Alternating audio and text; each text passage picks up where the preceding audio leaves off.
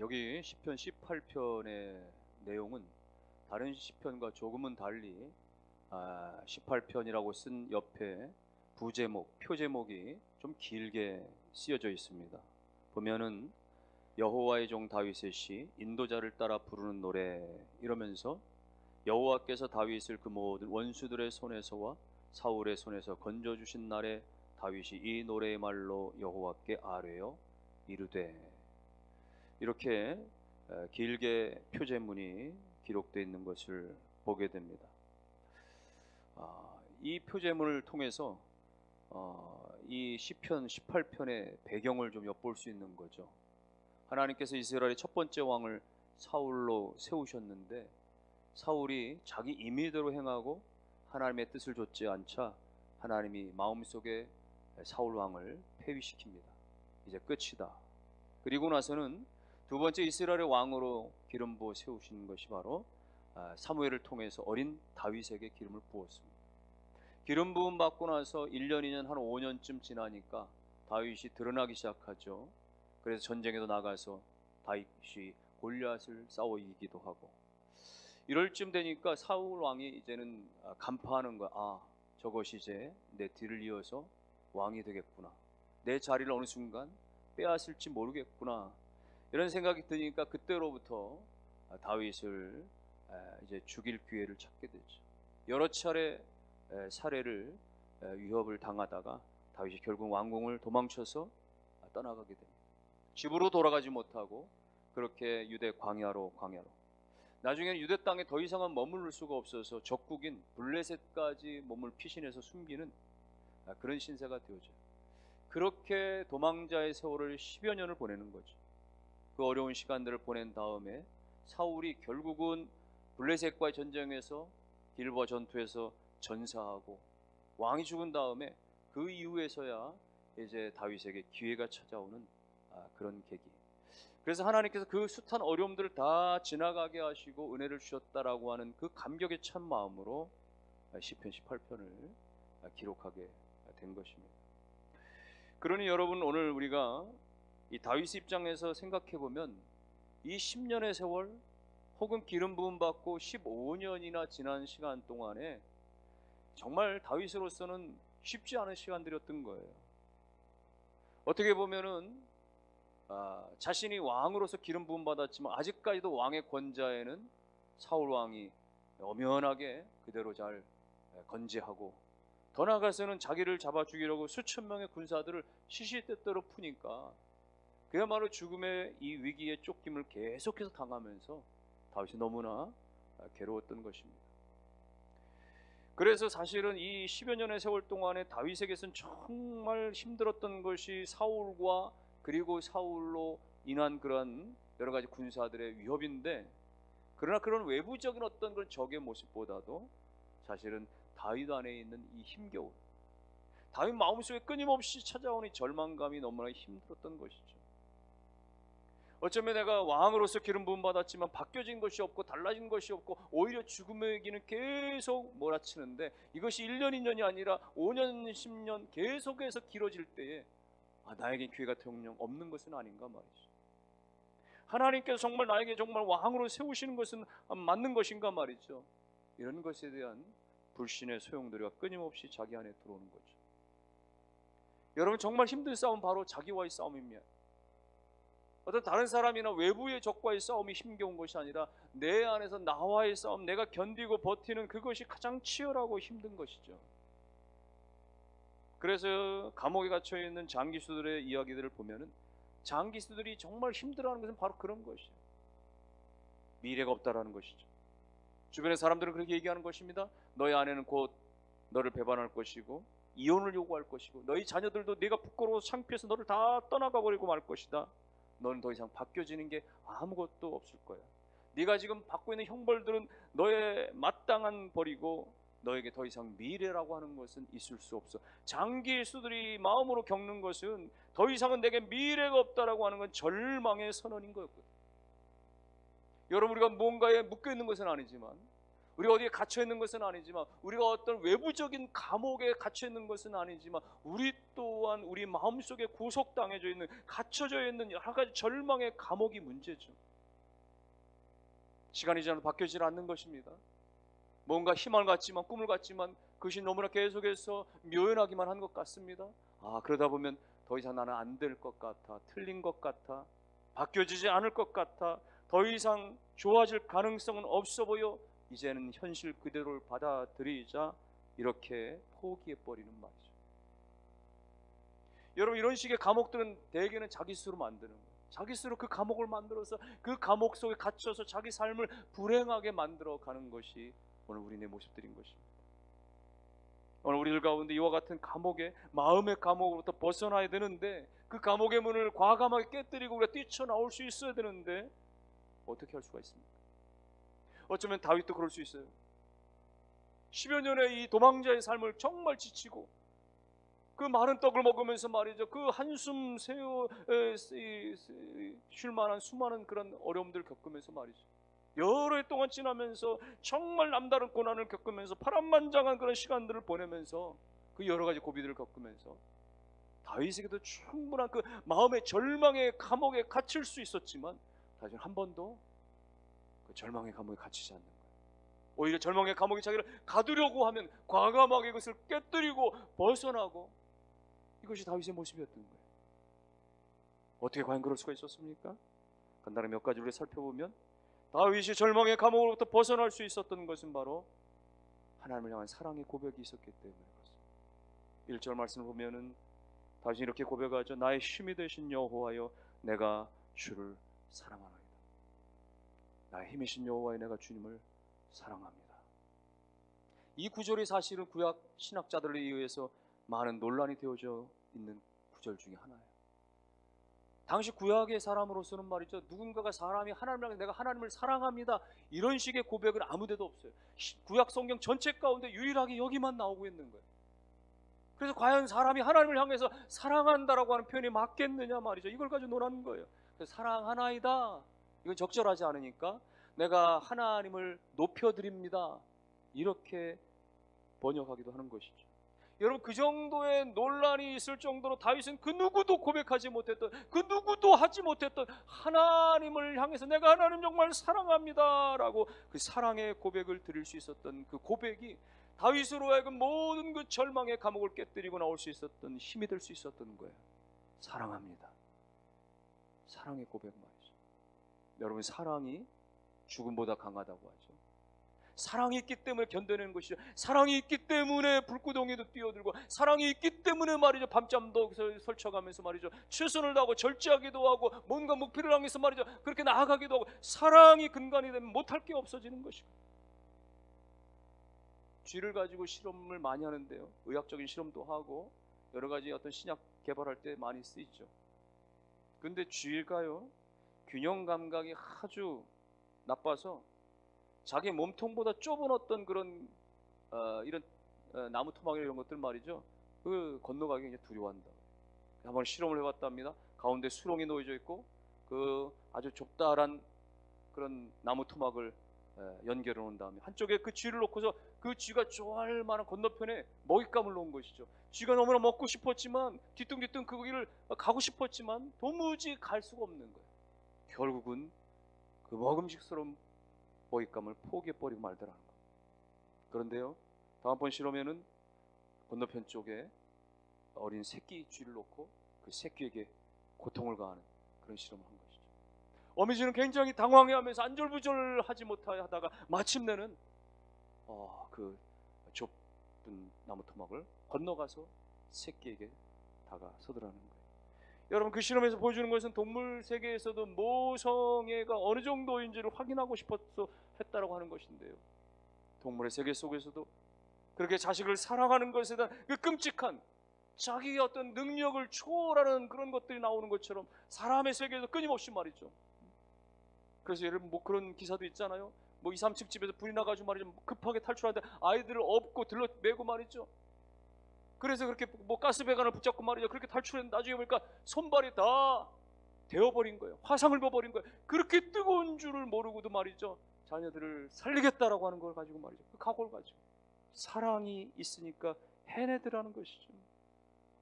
다윗이 여러분요, 하나님을 향해서 하나님, 내가 하나님을 사랑합니다 이렇게 고백. 여기 사랑합니다라고 하는 이 히브리 단어를 명사화시키면 그는 어머니의 자궁이나 어머니의 모태를 의미하기도 한다는 거예요.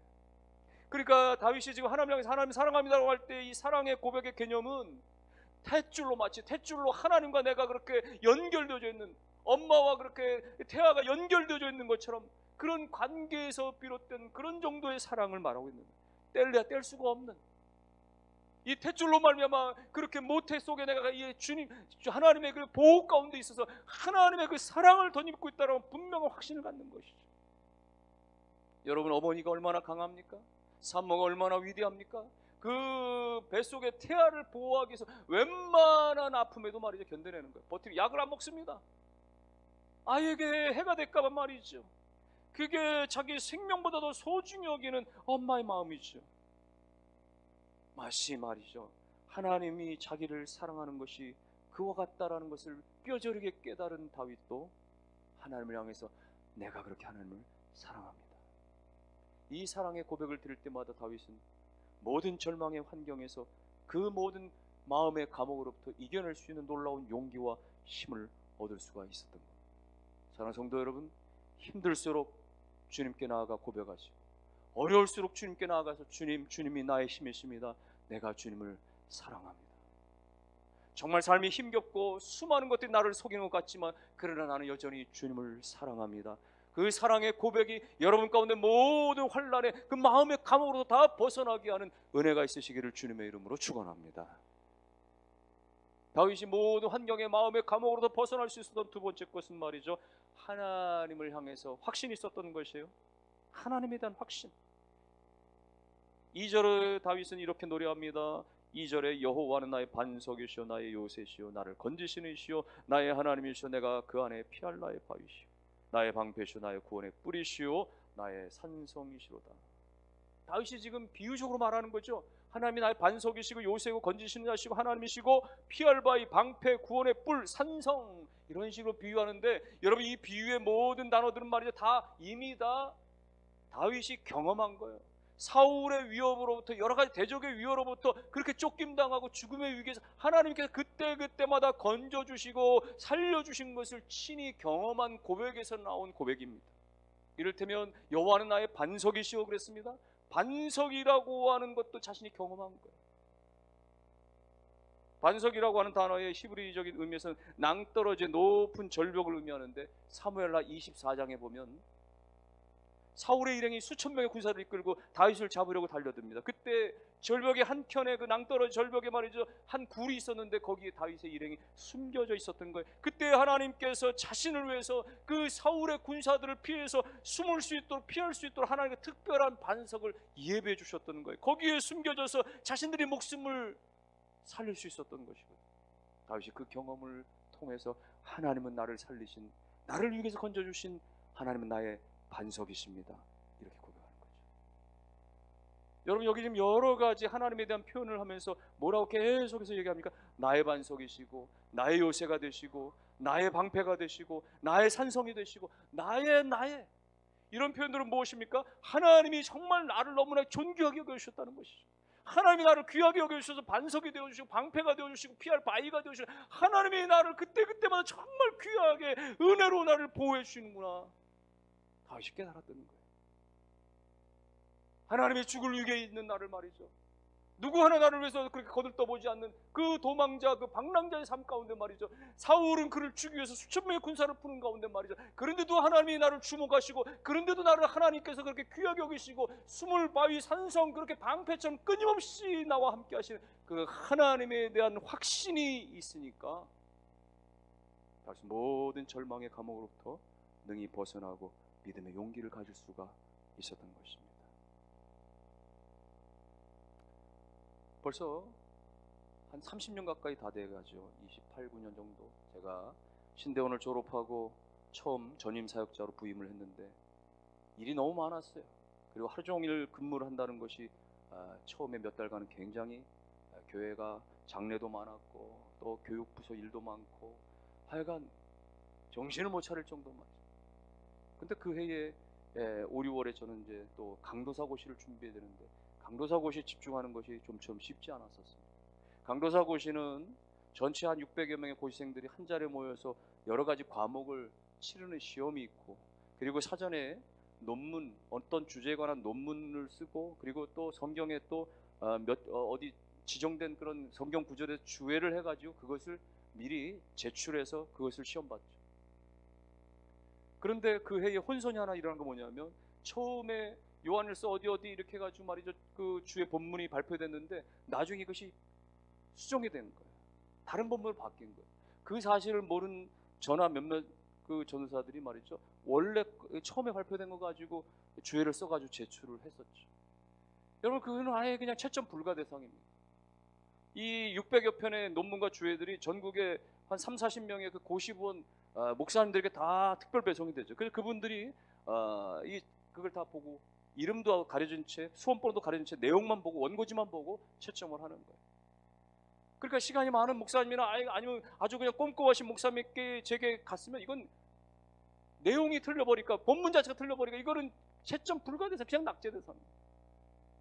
근데 제 주회가 정말 바쁘신 어떤 목사님이 갔는지, 그래서 너무 시간이 없어서 들춰볼 겨를이 없으셨는지, 아니면 너무나 은혜가 많으신 분이었는지, 제가 엉뚱한 본문을 가지고 주회했는데도 불구하고 그냥 패스가 됐어요.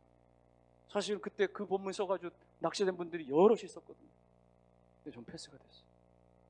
또 공교로운 것은 제가 섬겼던 그 교회 목사님도 고시부원이었기 때문에 그분 앞으로도 한 30권의 논문과 주회가 왔는데, 이분도 워낙 바쁘신 분이니까, 야, 이 전도사, 네가 그 고시 공부 준비했으니까 네가 참 이 주제를 잘 할 테니까 일단 네가 살펴보고 가채점을 해놔. 그럼 내가 나중에 다시 한번 잘 살펴볼 테니까. 그래서 그 600여 편의 논문과 주해들 가운데서 한 30개 정도가 지금 제 손에 들렸는데, 제가 하나하나 살펴보니까 이게 뭐예요?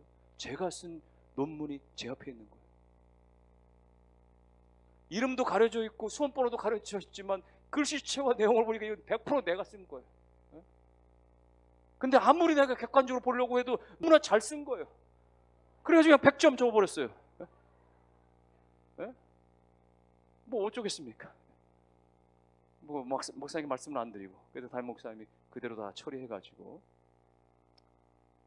시간이 지나면서 그런 생각이 들었습니다. 참 제가 어렵게 신대원에 입학하고 또 졸업을 하고, 혹은 또 이렇게 새로운 교회 내가 전임 사역자로 부임을 하고, 이런 과정들 가운데 하나님이 정말 부족한 또 어려운 그런 상황에 나를 하나님이 특별히 보호하시고 배려하시는구나, 이런 생각이 들었습니다. 그 다음 해에 강도사 때 이제는 목사 안수를 준비하는 때에, 저는 목사 안수를 앞에 두고 나름대로는 뭔가 좀 준비해야 되겠다는 마음으로 120일 동안 제가 아침 금식을 하면서 이제 준비하는 시간들이 있었는데, 그래도 어느 날이었습니다. 담임 목사님과 함께 또 신방대들과 함께 어느 가정에 신방을 11시에 드리고 그 가정에서 식사를 대접하는 상황이 됐죠. 11시 예배가 시작됐고 한 30분 정도 예배 드리고 한 40분쯤 되니까 상다리가 휘어질 정도로 음식이 차려지기 시작하는데 제 속에 너무나 갈등이 들었어요. 담임 목사 앞에 뭐 전도사 주제에 제가 금식이니까 나는 못 먹습니다라고 말하기가 굉장히 겸연쩍스럽고, 그렇다고 그냥 뭐 12시 다 돼가니까 먹어도 되겠지라고 먹을 수도 없고 말이죠. 그래서 굉장히 속으로 정말 이걸 어떻게 내가 모면을 할 것인가 걱정을 하고 있었는데, 그때 마침 그 집 집사님이, 목사님 죄송해요, 전기밥솥 코드를 빼놨어요. 30분만 더 기다려주세요.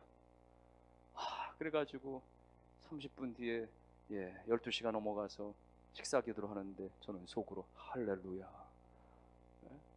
그러면서 하나님이 이 작은 것까지도 나를 하나님 배려하시는 거다, 이런 생각이 드니까, 하나님 제가 뭔데 나같이 이렇게 낮고 부족한 자를 하나님이 이렇게 특별하게 여겨주십니까? 이런 생각이 들었던 것이죠.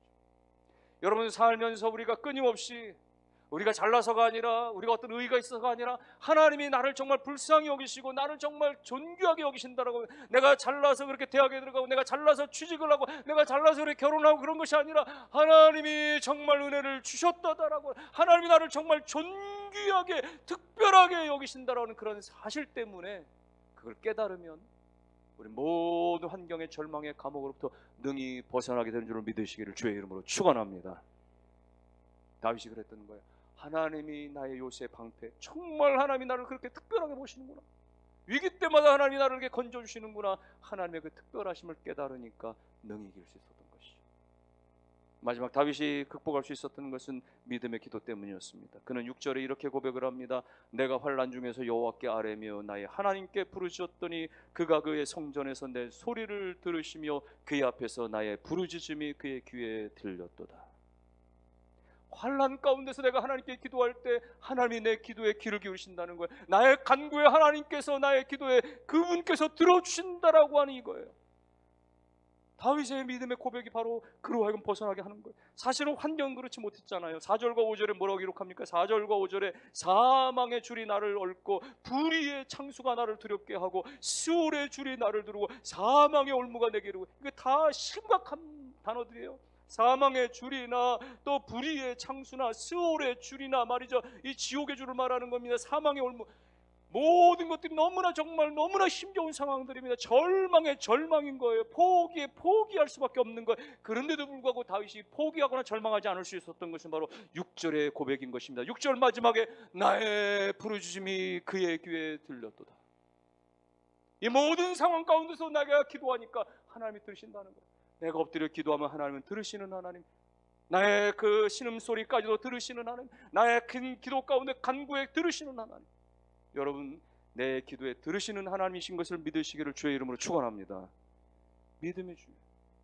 5만 번 이상의 기도 응답을 받았다는 조지 뮬러가 기도에 관해서 그렇게 교훈했습니다. 여러분들이 기도를 이제 시작했다는 것도 중요합니다만은, 기도를 바르게 하는 것도 중요합니다만은, 기도를 한동안 동안 지속적으로 하는 것도 중요합니다만은, 더 중요한 것은 응답이 있을 때까지 기도하는 것입니다. 응답이 있을 때까지 기도하는 것입니다. 그런데 그것보다 가장 더 중요한 것은 내가 기도할 때 하나님이 들으시고 나의 기도를 하나님이 응답하신다라고 하는 믿음을 가져야 됩니다. 여러분, 기도에서 가장 중요한 것은 우리의 마음과 내용과 여러 헌신과 뭐 작정과 등등의 다른 것 다 중요한데, 가장 중요한 건 뭐예요? 나의 기도를 하나님이 들으신다. 나의 기도 가운데 하나님이 들으시고 응답하신다.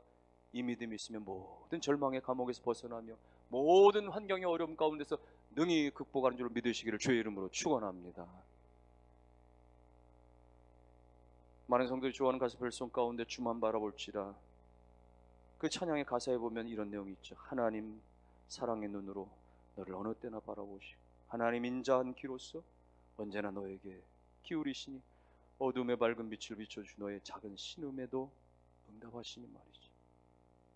하나님이 그 사랑의 눈으로 언제나 나를 바라봐 주시고, 하나님 그 인자한 그 귀로서 내가 무슨 기도를 하든지, 무슨 내가 하나님 앞에 부르짖든지 다 귀를 기울여 주시고, 때로 너무나 삶이 지치고 힘겨워서 신음소리 정도밖에 나지 않을지라도 하나님 그것에 들으시고 응답하시는 하나님.